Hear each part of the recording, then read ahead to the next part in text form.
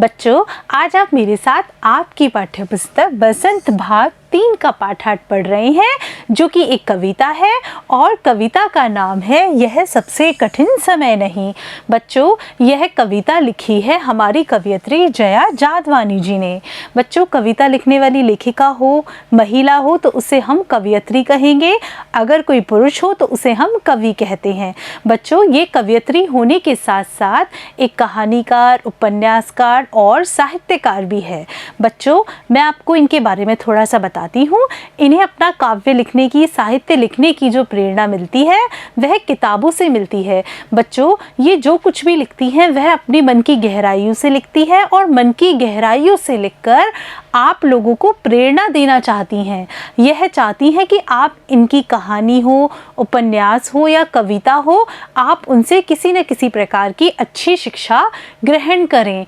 बच्चों, इनकी जो पसंदीदा लेखिका है वह अमृता प्रीतम जी हैं। बच्चों, अमृता प्रीतम जी भी हिंदी साहित्य की एक महान साहित्यकार हुई हैं, कवयित्री हुई हैं। ये अमृता प्रीतम जी की रचनाओं से इतनी अधिक प्रभावित हैं कि ये जब कविताएं लिखती हैं तो इनको ऐसा लगता है कि वे कहीं अपने आप को अमृता प्रीतम जी के नज़दीक पाती हैं। बच्चों, आज आप इनकी एक कविता पढ़ रहे हैं, यह सबसे कठिन समय नहीं। बच्चों, ये इस कविता के माध्यम से आपको बहुत कुछ बताना चाहती हैं। थोड़ा सा समय के बारे में बताना चाहती हैं कि ये जो समय आप जिसे बहुत कठिन मान रहे हैं, बहुत ही परेशानी भरा मान रहे हैं, वह कठिन नहीं है।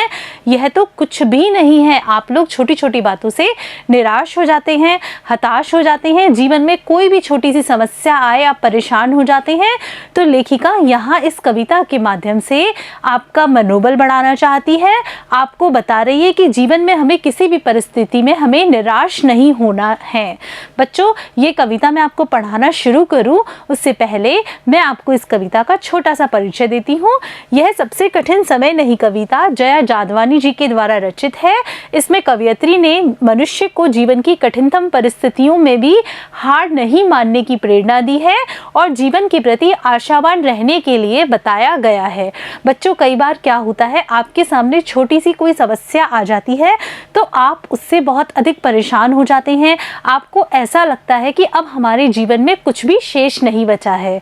तो ये जो हमारी कवयित्री हैं वह उस परिस्थिति को बहुत ही अधिक कठिन नहीं बता रही हैं। वह आपको यह बताना चाह रही हैं कि आपके सामने कितनी भी कठिन परिस्थिति क्यों ना आ जाए, आपको साहस नहीं छोड़ना है, आपको अपना हौसला नहीं छोड़ना है, आपको हर परिस्थिति में आशावान बना रहना है। क्यों बना रहना है? क्योंकि बच्चों, जब रात होती है तो रात के बाद दिन होता है। ये जो कठिन समय है वह धीरे धीरे निकल जाएगा और उसके बाद नया सवेरा होगा। तो बच्चों, आज जब आप इनकी कविता पढ़ेंगे तो पाएंगे कि कवयित्री आपको किस प्रकार आशावान बने रहने के लिए कह रही है। शुरू करते हैं इनकी कविता। नहीं, यह सबसे कठिन समय नहीं, अभी भी दबा है चिड़िया की चोंच में तिनका और वह उड़ने की तैयारी में है, अभी भी झड़ती हुई पत्ती थामने को बैठा है हाथ एक। देखिए कितनी अच्छी बात कही है हमारी कवयित्री जी ने। हमारी जो कवयित्री जी हैं वो यह कह रही हैं, नहीं यानी नहीं, यह सबसे कठिन समय नहीं, यानी आप जिस समय को बहुत अधिक कठिन मान रहे हैं, जिस समय को आप परेशानी भरा मान रहे हैं, वह बिल्कुल भी कठिन समय नहीं है। यह क्यों नहीं है? क्योंकि अभी भी दबा है चिड़िया की चोंच में तिनका, कि ये जो चिड़िया है उसकी चोंच में अभी भी तिनका दबा है, यानी जो छोटी सी चिड़िया है वह अपना घोंसला बनाना शुरू कर रही है और उसकी चोंच में अभी भी तिनका दबा हुआ है। वह इस तिनके को लेकर जाएगी और अपना घोंसला बनाएगी। जब यह चिड़िया जैसा छोटा सा प्राणी अपना हौसला खोने को तैयार नहीं है, कठिन समय मानने को तैयार नहीं है, तो आप मनुष्य कैसे इस परिस्थिति को कठिन मान सकते हैं? और वह उड़ने की तैयारी में है और जो चिड़िया है उसने अपनी चोंच में तिनका दबा लिया है और अब वह उड़ने की तैयारी में है, यानी अब वह उड़ेगी और कहाँ जाएगी? जहाँ उसको घोंसला बनाना है, यानी जहाँ वो जाना चाहती है। जब चिड़िया जैसा छोटा सा प्राणी हार मानने को तैयार नहीं होता है तो आप लोग जीवन की छोटी छोटी कठिनाइयों से क्यों परेशान होते हैं, क्यों हार मान लेते हैं। देखिए, अभी भी झड़ती हुई पत्ती थामने को बैठा है हाथ एक। झड़ती, झड़ती यानी गिरती हुई, थामने यानी पकड़ने या सहारा देने को। बच्चों, हम कितने भी निराश क्यों ना हो जाएं, हमें हमेशा यह ध्यान रखना चाहिए कि अगर हम निराश होंगे तो हमें कोई आगे बढ़ाने वाला व्यक्ति ज़रूर मिलेगा। अगर हम हमारी समस्याओं को किसी को बताएंगे तो हमें कोई ना कोई व्यक्ति मदद अवश्य करेगा। अभी भी झड़ती हुई पत्ती यानी एक पेड़ है, पेड़ से पत्तियां गिरती हैं और उस झड़ती हुई पत्ती को पकड़ने के लिए अभी भी एक हाथ है। यानी ऐसे जो व्यक्ति जीवन से हार मानने चले हैं, उन व्यक्तियों को समझाने के लिए भी एक हाथ है। एक हाथ क्या है? वह एक हाथ हमारा हौसला है, हमारा विश्वास है। बच्चों, अगर हम खुद हार नहीं मानेंगे, अपना हौसला नहीं छोड़ेंगे, तो दुनिया की ऐसी कोई भी ताकत नहीं है जो कि हमें हरा सके। देखिए आगे क्या कह रहे हैं। अभी भी भीड़ है स्टेशन पर, अभी भी एक रेलगाड़ी जाती है गंतव्य तक, जहां कोई कर रहा होगा प्रतीक्षा। अभी भी कहता है कोई किसी को, जल्दी आ जाओ कि अब सूरज डूबने का वक्त हो गया। देखिए कितनी अच्छी बात कही है। जया जी कह रही हैं अभी भी भीड़ है स्टेशन पर। यानी अगर आप कभी रास्ता भटक जाओ, कभी आप परेशान हो जाओ, तो आप इस बात को याद कीजिए। क्या बात याद कीजिए? कि अभी भी स्टेशन पर बहुत भीड़ है और उस भीड़ भरे स्टेशन से एक गाड़ी जाती है। कहाँ तक? गंतव्य तक। गंतव्य कहते हैं जहाँ आपको जाना हो, जहाँ आप पहुँचना चाहते हैं, जहाँ आपका घर है, वहाँ तक एक रेलगाड़ी जाती है। और जब आप अपने घर जाएंगे तो क्या पाएंगे कि वहाँ कोई इंसान आपका बैठे हुए इंतज़ार कर रहा होगा। यानी कोई आंखें आपको ढूंढ रही होगी, कोई आपकी प्रतीक्षा कर रहा होगा और मन ही मन कह रहा होगा जल्दी आ जाओ, कि अब घर जल्दी आ जाओ। क्यों आ जाओ? सूरज डूबने का वक्त हो गया। यानी बच्चों, जैसे जैसे सूरज डूबता है, अंधकार आता जाता है, वैसे सब पक्षी, पशु, प्राणी सब धीरे धीरे अपने घर को जाने लग जाते हैं। तो जो हमारे अपने व्यक्ति होते हैं, जो हमारे माता पिता हो सकते हैं, भाई बहन हो सकते हैं, वो यह इंतज़ार करते हैं कि सूरज डूबने वाला है, हमें अपने घर में होना चाहिए। हमें उन व्यक्तियों के बारे में सोचकर कभी भी निराश नहीं होना चाहिए और अपने घर समय पर आ जाना चाहिए।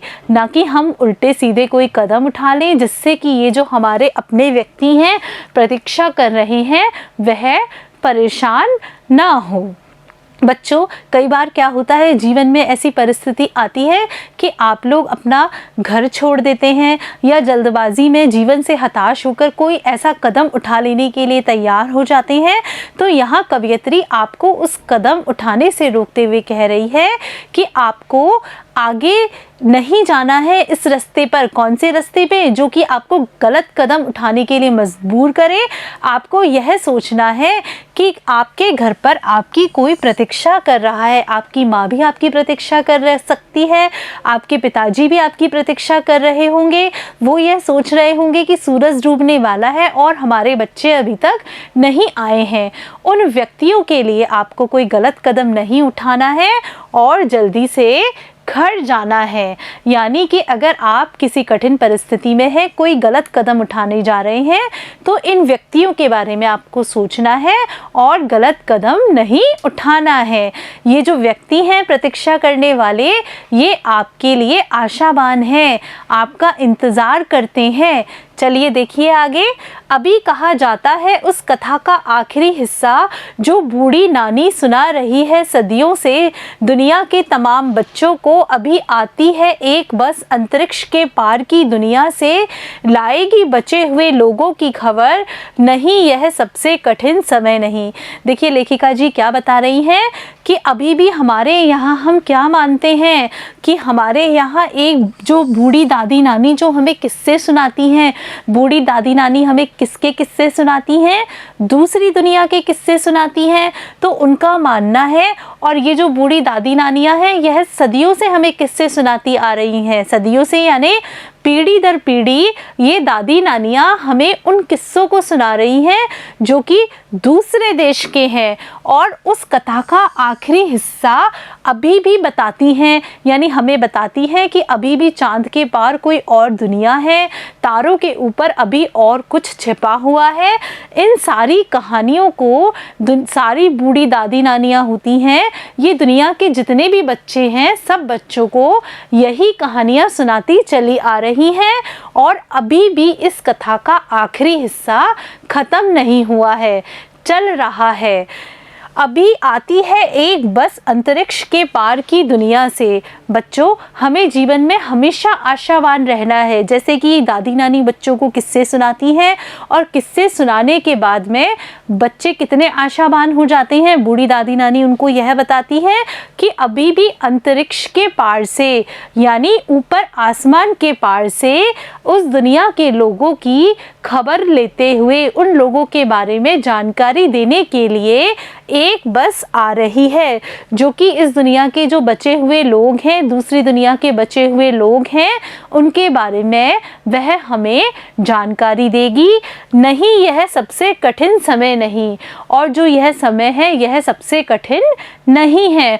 बच्चों, इस कविता के माध्यम से कवयित्री हमें यह संदेश देना चाह रही है कि चाहे हमारे सामने कितनी भी कठिन परिस्थिति क्यों ना आ जाए, चाहे कैसी भी समस्या ना आ जाए, हमें किसी भी परिस्थिति में अपना हौसला नहीं खोना है, हमें अपने ऊपर विश्वास रखना है। बच्चों, हमारी समस्याओं का समाधान हम ही कर सकते हैं। अगर हम हार मान लेंगे तो दुनिया हमें हारा हुआ साबित कर देगी। इसलिए हमें हर परिस्थिति में आशावान रहना है। चाहे कुछ भी हो जाए, हमें गलत कदम नहीं उठाना है। धन्यवाद बच्चों।